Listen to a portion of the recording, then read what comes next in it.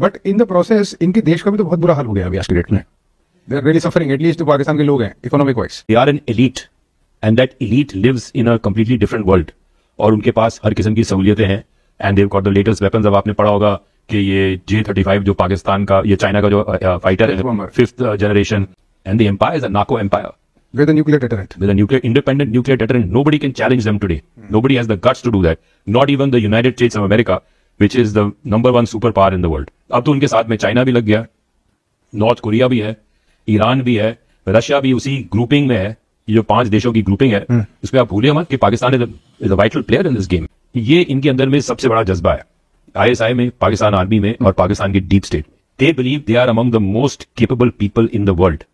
And the West has not recognized them. And the recognition that they are a dominant player in the world, after all this. रातों रात आपको ये पता है कि sir हमारी पूरी की पूरी एजेंसी खत्म हो गई वहां पर. एक ही रात में इतने लोग शहीद करे ISI ने. आज तक भी कोई रिकॉर्ड नहीं है कि एक रात में 24 घंटे में ISI ने हमारे कितने एजेंटों को ढूंढ के मारा सर. अभी आज के डेट में they are really suffering, at least जो पाकिस्तान के लोग हैं इकोनॉमिक वाइज. देखिए, इतनी मुफलसी है, इतनी गरीबी है, इतनी बेरोजगारी है, पर इनको परवाह नहीं है. Because they are an elite and that elite lives in a completely different world. और उनके पास हर किस्म की सहूलियतें हैं and they've got the latest weapons. अब आपने पढ़ा होगा कि ये J-35 जो पाकिस्तान का, ये चाइना का जो फाइटर है, 5th जनरेशन, वो पाकिस्तान को दे रहे हैं. और वो सारा J-35 तो कार्बन कॉपी है अमेरिकन F-35 का. It's completely stolen technology. So who can afford to acquire, to create the infrastructure of all these sophisticated equipments? Who can? Unless and until you are saying that actually speaking, what is your budget and what is the component of defense expenditure of your budget? और उसके अलावा जो आपका black budget है, जो आपका ये अफीम और ये क्रिस्टल मेथ से आ रहा है, वो कितना पैसा आप इस पे खर्च कर रहे हो. तो if there is a guns and butter analogy कि भाई गन्स पे पैसा डाला जाए कि बटर पे, जो ट्रेडिशनल इकोनॉमिक्स का ये पैराडॉक्स है कि व्हाट्स मोर इम्पोर्टेंट, गन्स और butter. But the point is that for them it is guns and butter only for them. तो जो मुफलसी है, जो गरीबी है, उसका तो उन्होंने नजरअंदाज किया हुआ है. तो वो लोग तो they are simply you can say serfs और स्लेव्स इन दिस एम्पायर.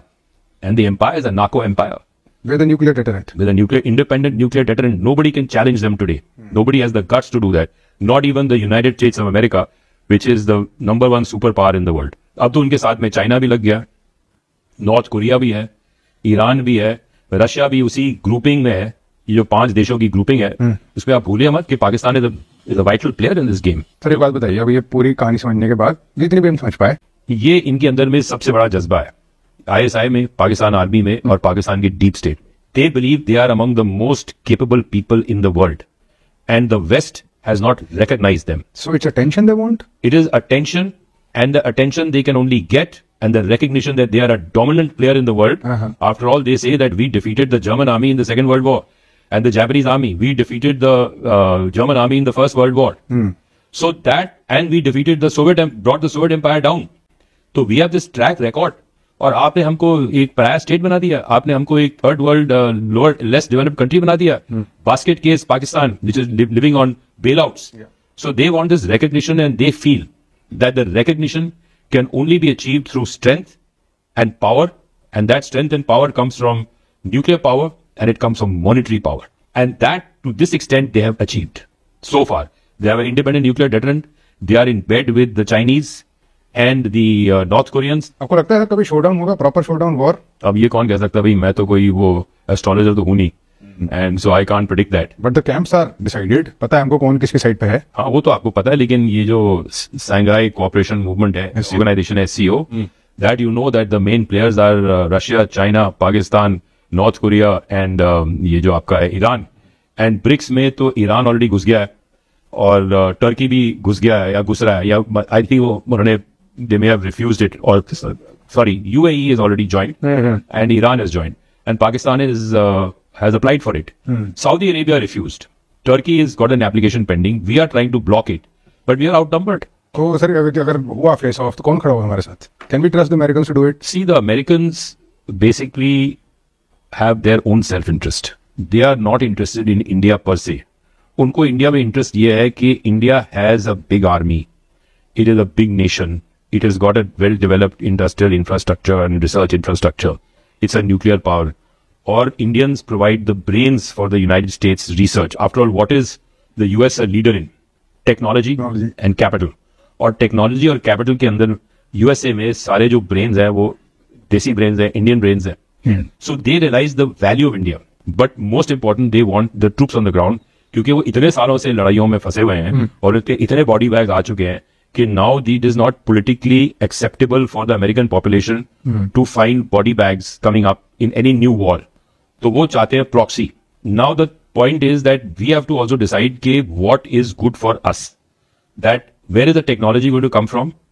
उसको भेजा तो पाकिस्तान से सऊदी अरब का जो डिस्टेंस है वो इन एयरक्राफ्ट ने कवर किया, और यहां पर इन एयरक्राफ्ट को एक यूनिक लॉन्ग रेंज जो मिशन है उसको कंडक्ट करने के लिए एक तरह से यहां पर प्रैक्टिस करने का मौका मिला. यहां पर इन फ्लाइट रिफ्यूलिंग की गई. तो पाकिस्तान के इस एयरक्राफ्ट की लॉन्ग रेंज मिशन की जो कैपेबिलिटी है वो इस एयर एक्सरसाइज में पार्टिसिपेट करने से ही प्रूव हुई. इसके अलावा ये जो एयरक्राफ्ट है, क्योंकि ये सिंगल इंजन एयरक्राफ्ट है, वो ज्यादातर कंट्रीज जो कि किसी एयरक्राफ्ट को किसी दूसरी कंट्री में भेजती है वो सिंगल इंजन एयरक्राफ्ट को भेजने से परहेज करती है. इसलिए भारत भी अपने ज्यादातर सिंगल इंजन एयरक्राफ्ट को, जैसे कि मिराज है, उसको इतनी दूर की फ्लाइट्स के लिए नहीं भेजता. हमने ज्यादातर आज तक अपने जो एयरक्राफ्ट भेजे भी हैं उसमें सुखोई को हम भेजते हैं जो कि डबल इंजन है, या फिर जैगवार को भेजते हैं, वो भी एक डबल इंजन एयरक्राफ्ट है. तो ये सिंगल इंजन एयरक्राफ्ट को इतनी दूर की फ्लाइट पर भेजना भी एक माइलस्टोन अचीव करने जैसा ही है. इसके अलावा अगर आप इस पिक्चर में देखें तो इस पिक्चर के अंदर आपको दिखाई देगा JF-17 के साथ रफाल, टाइफून, यहाँ पर टॉर्नेडो, F-16, F-15 इस तरह के एयरक्राफ्ट है. अब ये जो वेस्टर्न एयरक्राफ्ट है इनके साथ जब JF-17 ने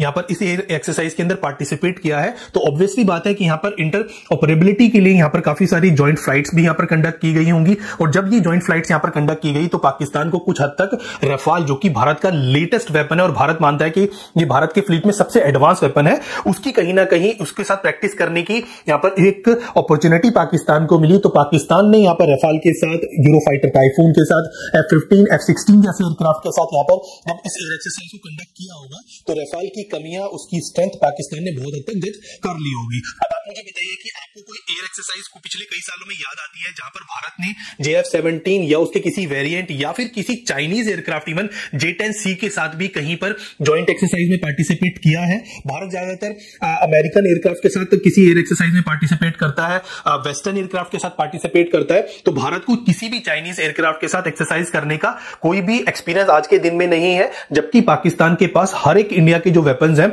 उनके साथ एक्सरसाइज करने का एक ब्रीफ जो एक एक्सपीरियंस है वो पाकिस्तान ने ऑलरेडी ले लिया है. और शायद कहीं ना कहीं पाकिस्तान को इस चीज का फायदा जो बालाकोट एयर स्ट्राइक के बाद पाकिस्तान ने रिटेलिएट किया था, जहां पर जिसको ऑपरेशन स्विफ्ट रिजॉर्ट बोला जाता है, उसके दिन यहां पर मिला था. क्योंकि बहुत सारे आप में से भी अब इस चीज को लेकर के मुझे गालियां देंगे कि भारत का होकर के मैं ये क्या बात कर रहा हूं. तो देखिए, भारत का तो जरूर हूं, बट यहां पर कुछ कमियां और कुछ अपनी फेलियर्स को भी यहां पर एक्सेप्ट करना चाहिए. क्योंकि स्विफ्ट रिजॉर्ट में बहुत हद तक अगर आप कहें तो भारत का उस दिन एक बुरा दिन था, और भारतीय एयरफोर्स ने जो ऑपरेशन बंदर में यहां पर अचीव किया था वो यहां पर सेकंड डे पर, यानी कि जो ऑपरेशन स्विफ्ट रिजॉर्ट था उसके दिन बहुत हद तक भारत ने काफी सारी चीजें लूज की थी. भारत ने अपना ही एक जो हेलीकॉप्टर है वो अपनी मिसाइल से मार गिराया था, जिसको ब्लूज ऑन ब्लूज बोला जाता है इंसिडेंट में, तो वो यहां पर हुआ था. इसके अलावा पाकिस्तान के एयरक्राफ्ट आए और पाकिस्तान के एयरक्राफ्ट बिना किसी डैमेज के वापस भी चले गए. हमने अभिनंदन वर्धमान के एयरक्राफ्ट को और अभिनंदन वर्धमान को भी ऑलमोस्टली यहां पर खो दिया था. उस दिन हमारे जो मिशन थे वो बहुत हद तक उस तरह नहीं चले जिस तरह हमें उनको चलाना चाहिए था.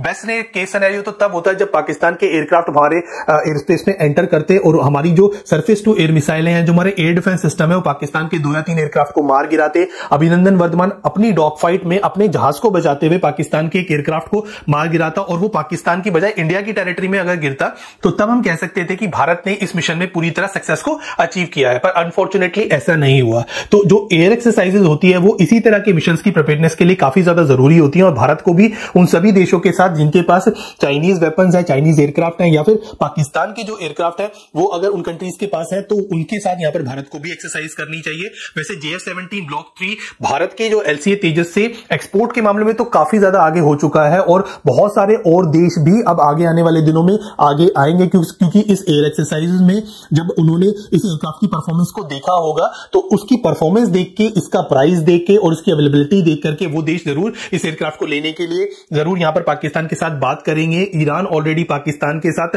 JF-17 ब्लॉक 3 को लेकर के बातचीत कर रहा है। अजरबैजान के पास इस एयरक्राफ्ट की जो 16 एयरक्राफ्ट है उनका ऑर्डर यहां पर अजरबैजान ने पाकिस्तान को दे दिया है। इसके अलावा इराक ने 12 एयरक्राफ्ट का ऑर्डर दिया है। म्यांमार ऑलरेडी 13 का ऑर्डर दे चुका है, जहां पर 13 उसको डिलीवर हो गए हैं, 3 और डिलीवर किए जाने हैं। और यहां पर नाइजीरिया ने भी 3 के जो ऑर्डर है वो दिया था, जिसको डिलीवर कर दिया गया है। इसके अलावा पाकिस्तान खुद भी 160 से ज्यादा इस तरह के एयरक्राफ्ट को ऑपरेट करता है और 27 जो है एयरक्राफ्ट और पाकिस्तान के बेड़े में शामिल होने वाले हैं। तो कुल मिलाकर यहां पर 5 से 7 कंट्रीज के पास ये एयरक्राफ्ट आज के दिन में उनकी एयरफोर्स के अंदर वर्क कर रहा है। और जो देश जिनको अमेरिका के जो एक्सपेंसिव फाइटर एयरक्राफ्ट है वो अवेलेबल नहीं होते due to cost, due to diplomatical relations, वो सभी जो कंट्रीज हैं वो इस तरह के एयरक्राफ्ट की तरफ मूव करती हैं। और ये पाकिस्तान के लिए काफी ज्यादा एडवांटेज जो है पॉइंट यहां पर बनता जा रहा है। तो आज के दिन में इस एयरक्राफ्ट की जो कीमत है वो हमारे LCA तेजस से भी काफी कम है। इस एयरक्राफ्ट में अमेरिकी प्रतिबंध लगना या फिर अमेरिका के सैंक्शंस लगना, उनका इतना ज्यादा इंपैक्ट इसके ऊपर नहीं होता।